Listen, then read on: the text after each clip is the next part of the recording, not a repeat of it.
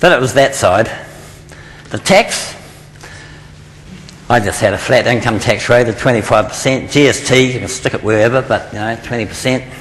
Compensate the lower paid through the GMI anyway. And I had this capital tax. So in essence, what you did is you reduced, through this regime, the tax on profits, but you taxed the capital base itself. And when I'm talking about capital, I'm talking about real capital. I'm not talking about money. I'm talking about capital, land building structures and equipment, what an economist would call factors of production. And why I like that is because it taxes idle capital.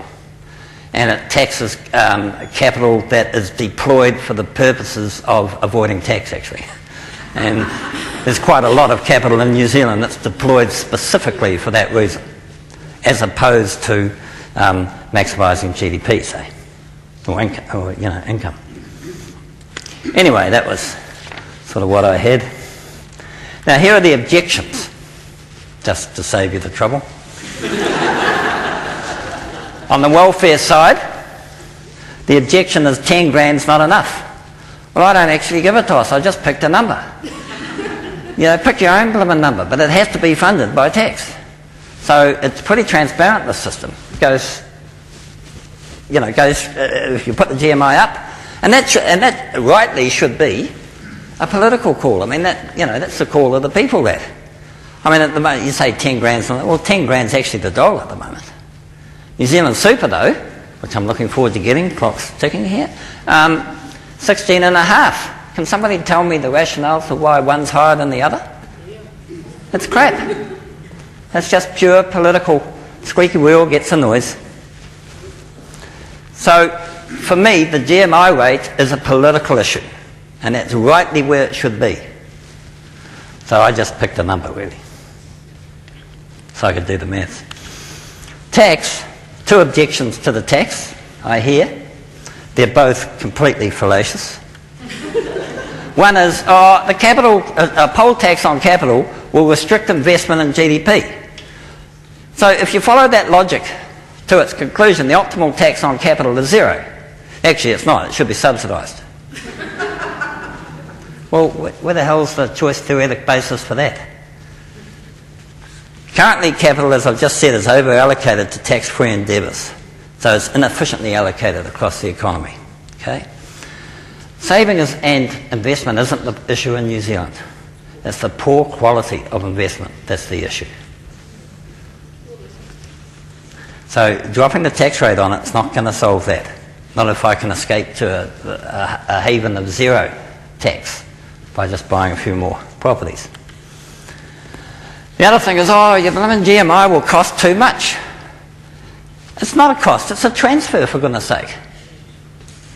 It's not about cost, it's about transferring from one set of citizens, just like any taxes, to another set. So it's the gross flow is higher, but so is the welfare spend, if you want to put it that way. It's merely a transfer. It's not expanding the government sector at the expense of the private sector. It's not, you're not delivering more public sector goods and services. You're just transferring from one group of citizens to the other, which is what progressivity is about. So it would only be costly if our national objectives were thwarted by such progressivity. Okay? So let's look at national objectives. I think I'm on my second to last slide in case you're trying to hurry me along here. Let's take an holistic approach to economic and social policy. So some societal indicators that I think are quite interesting. Individual happiness rises with income to a point. Then it levels out, and then they get downright miserable and commit suicide. All right? And they're on the front of all the women's magazines. I'm a sexist. Anxiety of developed world citizens rises with per capita income. At both ends, actually, at the spectrum. The very rich, believe it or not, but also, of course, in such a society, the very poor. Because, they see what they're missing out on. Health indicators improve as per capita income lifts, definitely initially from subsistence levels, but then it gets to a point where it stops lifting. as income goes up. In fact, you look at the spend in New Zealand on health, it just keeps going so much faster than income. And, you know, does that mean we're actually getting sicker by the day? The richer we get? Developed societies with higher income disparities have worse health indicators. Okay. Policy implications. Raising per capita GDP has a diminishing marginal benefit. Absolutely it has a benefit. But it's just like everything. You can get too much of a good thing. You know, it's not always good news. And these sort of utility measures are starting to show that amongst the rich countries. Wealth distribution, in other words, matters. Shit, I'm beginning to sound like Jim Anderton. That's horrible.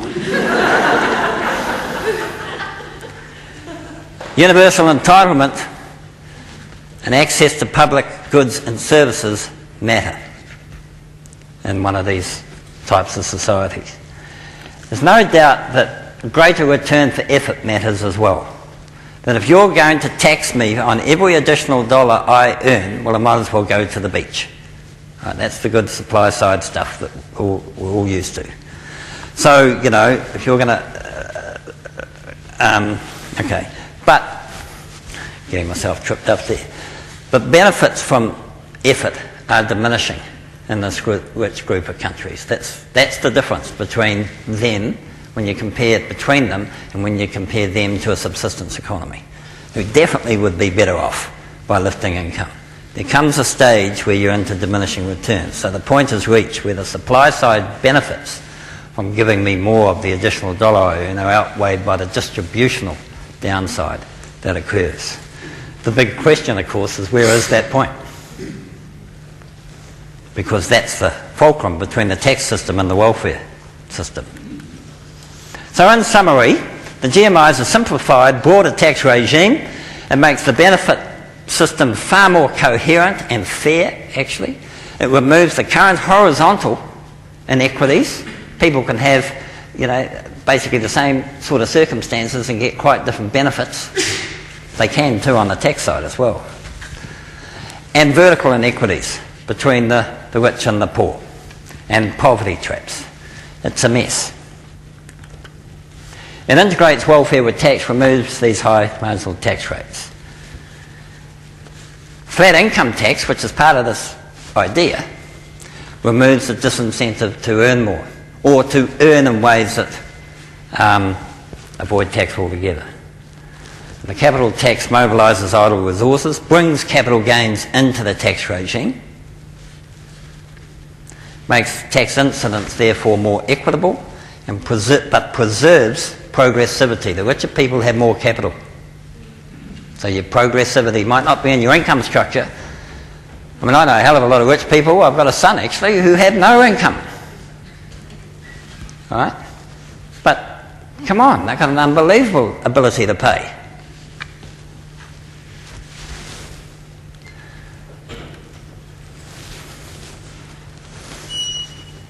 So in conclusion then, New Zealand has a big opportunity here for meaningful tax and benefit reform. The tax working group was a failure. It was an absolute failure in this respect. They tinkered. Let's hope that the welfare working group can get up and recommend change that truly is reform, truly is fair, reflecting New Zealand values, and not just another task force bridled by their concerns and how they look as opposed to what the content of their report is.